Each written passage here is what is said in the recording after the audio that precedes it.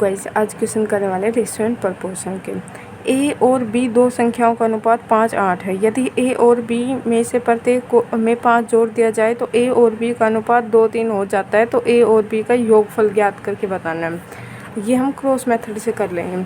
उसके अंदर crossing method क्या होता है, ए दे रखा है, ये बी दे रखा है, ये 5:8 दे रखा है। ठीक है, उसके बाद में 5 जोड़ते हैं तो ये हो जाता है 2 से 3 हो जाता है इनका अनुपात।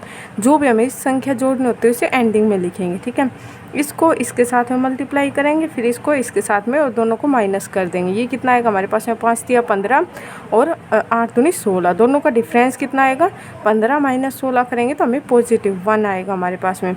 इसके बाद में इसकी इसके साथ हम मल्टीप्लाई करेंगे, इसकी इसके साथ 5 दूनी 10 और 5 तिया 15। दोनों का हमारे पास में डिफरेंस कितना आएगा, 5।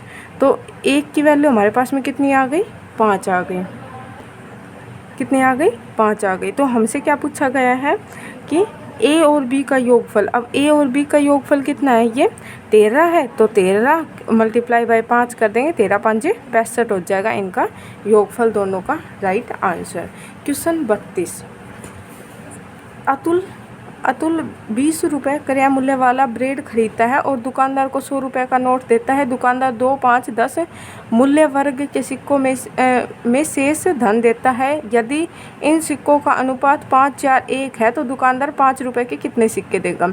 देखो, उसने 20 रुपये का तो सामान खरीद लिया, अब दुकानदार उसे कितने रुपए देगा, 80 रुपये देगा। अब 80 रुपये दुकानदार ने 2 के रुपये दिए हैं, कुछ 5 के दिए हैं और कुछ 10 के दिए हैं। तो वो अनुपात में दिए हैं 5, 4 और 1 अनुपात में। तो हमें बताना है कि 5 के सिक्के कितने दिए हैं। अब देखो यहाँ पे 5, 4, 1 अनुपात दे रखा है। 2 रुपये का, 5 रुपये का और 10 रुपये का, 5, 4 और 1, मतलब ये सिक्के दिए हैं। ठीक है, और धन कितना हो जाएगा, अगर उसने 2 के 5 सिक्के दिए हैं तो उसके पास कितने रुपए हो जाएंगे, 10 रुपये हो जाएंगे। और 5 के उसने 4 सिक्के दिए हैं तो उसके पास में कितने रुपए हो जाएंगे, 20 रुपये हो जाएंगे। और 10 के उसने 1 दिया है तो ये कितना हो जाएगा, 10। और रुपये उसे कितने मिलने थे टोटल, क्योंकि उसने 80 बच रहे थे, उसने 100 रुपये दिए थे तो 20 का सामान खरीद लिया, 80 बचने थे। और हमारे अकॉर्डिंग कितने आए हैं, ये 40 आए। इन सब का सम कर देंगे तो हमें बताना है 5 रुपये के कितने सिक्के। रेशियो के अकॉर्डिंग कितने दिए, 4। तो इसकी वैल्यू निकाल देंगे, 4 दूनी 8 आ जाएगा हमारा राइट आंसर। क्वेश्चन 33। एक माँ और उसकी बेटी का वर्तमान आयु का अनुपात 7:1 है। 5 वर्ष बाद उनकी आयु का अनुपात 4:1 हो जाएगा। उनके वर्तमान आयु में अंतर ज्ञात करना है। ये भी रेशियो मेथड से हो सकता है या फिर डिफरेंस। देखो, जो भी आज हमारे पास में चीज़ दे रखी है एज में, अगर आपकी एज 5 साल किसी से बड़ी है वो हमेशा ही 5 साल बड़ी रहेगी, मतलब वो डिफरेंस हमेशा इक्वल रहता है। तो यहाँ पे क्या दे रखा है, एक माँ दे रखी है और एक बेटी। अगर माँ की एज 7 अनुपात है तो बेटी की 1 है। ठीक है, और 5 वर्ष बाद यही अनुपात कितना हो जाता है, 4 और 1 हो जाता है। मतलब वर्तमान में ये है और 5 साल बाद ये हो जाएगा। अब देखो यहाँ पे इन दोनों का रेशियो में ही ले लेंगे। डिफरेंस कितने का है, डिफरेंस 6 का है। और यहाँ पे कितने का डिफरेंस है, 3 का है। 4 - 1 3 का। तो डिफरेंस हमेशा सेम होना चाहिए। तो इस डिफरेंस को सेम करेंगे तो मल्टीप्लाई बाई इस टर्म को 2 से मल्टीप्लाई कर देंगे तो 6 आ जाएगा। तो इक्वल हो जाएगा। 4 दूनी कितना हो जाएगा यहाँ पे 8 और 2 दूनी 2 एकम 2 हो जाएगा। अब देखो यहाँ पे इनका डिफरेंस कितना है, 6, और इसका भी कितना है, 6। अब यहाँ से लेके यहाँ तक इन दोनों का डिफरेंस कितना आ गया, 1 आ गया। और यहाँ से यहाँ भी कितना आ गया, 1। ये हमेशा इक्वल बन जाएगा इस वजह से। तो यहाँ पे 1 की वैल्यू कितनी दे रखी है, 5। ये क्वेश्चन के अकॉर्डिंग दे रखी है, मतलब 1 दे रखा है 5 ईयर के। तो हमें बताना है कि उसकी वर्तमान आयु में अंतर क्या है। वर्तमान आयु उनकी ये थी, तो वर्तमान आयु में अंतर कितने का था, 7 - 1 6 का। तो 6 × 5 कर देंगे, 6 × 5 = 30 हो जाएगा हमारा राइट आंसर। क्वेश्चन 34। 12, 18 और 6 का चतुर्थ अनुपाती, मतलब 4th प्रोपोर्शनल दे रखा है। और के और 6 के तृतीय अनुपाती के बराबर है। तो हमें के का मान बताना है। 4th अनुपात क्या होता है हमारे पास में, देखो कोई भी हमारे पास में टर्म दे रखी है, अनुपात बी, सी और डी। तो हमें क्या करना होता है, अंदर वालों की मल्टीप्लाई और बाहर वालों की मल्टीप्लाई कर देंगे। तो इससे हमारे पास में 4th प्रोपोर्शन निकल के आ जाएगा। 3rd प्रोपोर्शनल के लिए भी हमारे पास में यही होता है, ए बी, और यहाँ पे यही बी वाला रिपीट हो जाता है। ठीक है, तो यहाँ पे क्या होता है हमारे पास में, जो भी होता है बिग का स्क्वायर, बिग का क्या हो जाता है स्क्वायर, और अपॉन में आ जाता है ए। ठीक है, थर्ड प्रोपोर्शनल है इसलिए आता है ये, ठीक है। फोर्थ है तो वहाँ पे इज इक्वल टू ये जो भी हमारे पास में कांस्टेंट दे रखा है उसके इक्वल एक्स दे रखा है एक्स के। तो यहाँ पे फोर्थ प्रोपोर्शनल का अनुपात कितना दे रखा है 12, 18 और 6। तो 18 और 6 की मल्टीप्लाई होगी, 18 मल्टीप्लाई बाई 6 अपॉन क्या जाएगा 12 is equal to third proportional मतलब बी स्क्वेयर बटे ए। तो बी स्क्वेयर कितना दे रखा है 6 मतलब 6 को स्क्वेयर अपॉन में के। तो यहाँ से हमें के की वैल्यू निकालनी है, 6 तिया 18, 3 चौक 12। तो के की वैल्यू कितनी आ गई 4 आ गई हमारा right answer. Question 35, A B और सी के बीच में 31,866 की धनराशि को इस प्रकार विभाजित किया जाता है कि ए और बी के भाग का अनुपात 9:8 और बी ए और सी के भाग का अनुपात 4:5 है। तो बी का भाग हमें बताना है। अब देखो इसे रेशो से सोल्व कर लेंगे, ठीक है।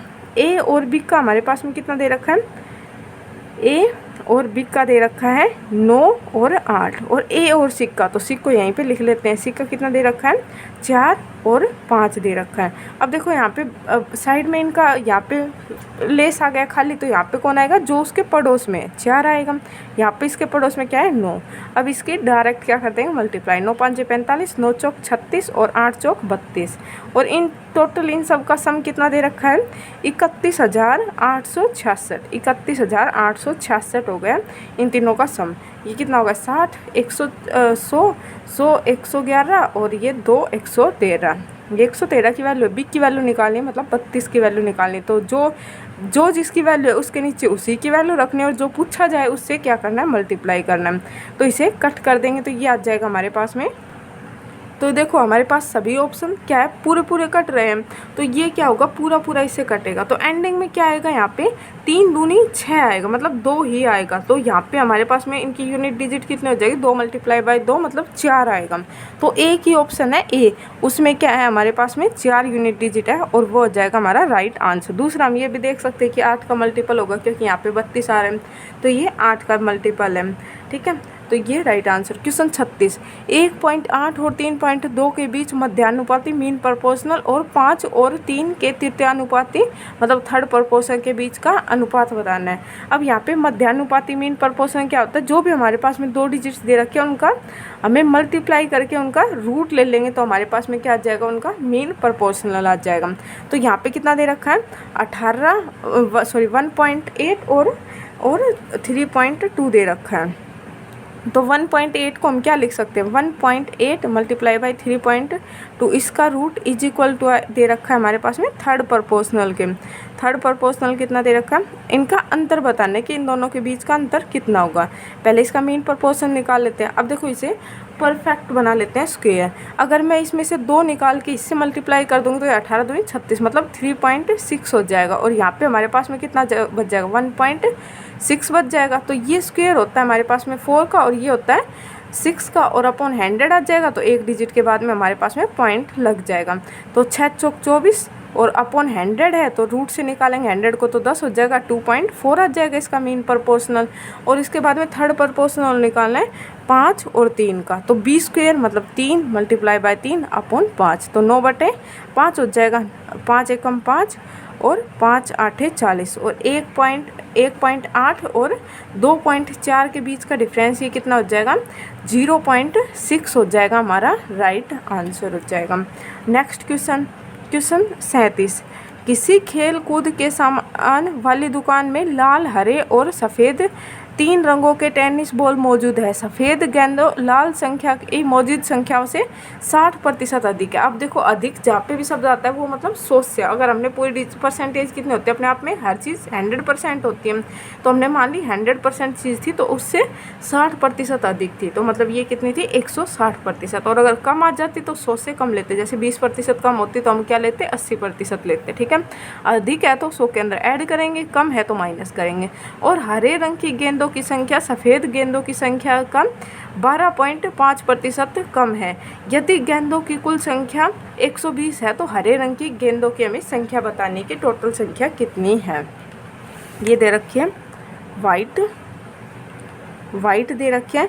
जो वाइट बॉल है वो रेड बॉल की कितनी है रेड बॉल की संख्या से 60% अधिक है। तो अगर रेड हमारे पास में 100 है तो ये कितनी आ जाएगी 160, तो 20 5 100, 20 8 20 8 160, तो ये आ जाएगी 5 और ये आ जाएगी 8। और उसके बाद में दे रखी है ग्रीन।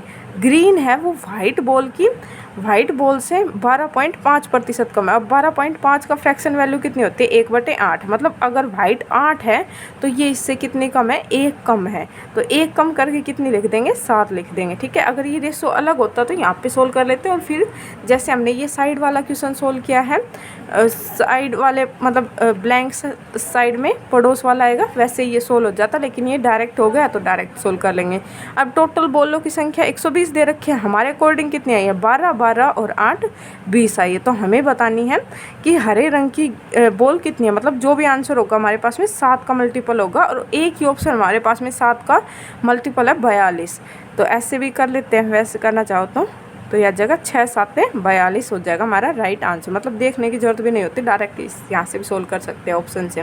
क्वेश्चन 38, ए और बी की वर्तमान आयु का अनुपात 7 और 8 है। अब से 6 वर्ष बाद उनकी आयु का अनुपात 8 9 होगा। यदि सी की वर्तमान आयु ए की वर्तमान आयु से 10 वर्ष अधिक है तो सी की वर्तमान आयु वर्षों में ज्ञात करने की कितनी होगी। ये बी क्रॉस मेथड से हो जाएगा। जो ए दे रखा है उसकी वर्तमान आयु, बी की वर्तमान आयु का अनुपात दे रखा है 7 और 8 दे रखा है। ठीक है, अब से और फिर उसके बाद में दे रखा है उनकी 6 वर्ष बाद, मतलब कि अब से 6 वर्ष बाद उनकी आयु का अनुपात कितना हो जाएगा, 8 और 9 हो जाएगा। ठीक है, तो देखो यहाँ पे उन दोनों का डिफरेंस कितना, डिफरेंस हमेशा क्या होना चाहिए, सेम होना चाहिए। यहाँ पे इन दोनों का डिफरेंस कितना है, 1 का डिफरेंस, और यहाँ पे डिफरेंस कितने का, 1 का। तो ये मतलब कि इक्वल है, तो इक्वल बनाने की जरूरत नहीं है। तो यहाँ पे हमारे पास में डिफरेंस कितने का है, ये डिफरेंस और ये डिफरेंस, अगर इस डिफरेंस को इक्वल बनाओगे तो ये ऑटोमेटिक इक्वल बन जाता है। ठीक है, तो इसके अंदर ये इक्वल दे रखा है तो ये भी इक्वल है। तो 1 दे रखा है, ये डिफरेंस 1 की वैल्यू कितनी आ गई, 6 आ गई। तो हमसे पूछा है 1 की वैल्यू निकाल सकते, 6 7 42 आ गई। लेकिन हमसे पूछा है सिक की वैल्यू, जो सी है वो ए से 10 वर्ष बड़ा है। तो सिक की वैल्यू आयु कितनी आ जाएगी, 52 वर्ष हो जाएगा हमारा right answer. Question 39, A B C और डी के बीच 6342 की धनराशि को 3 4 8 6 के अनुपात में वितरित किया गया है।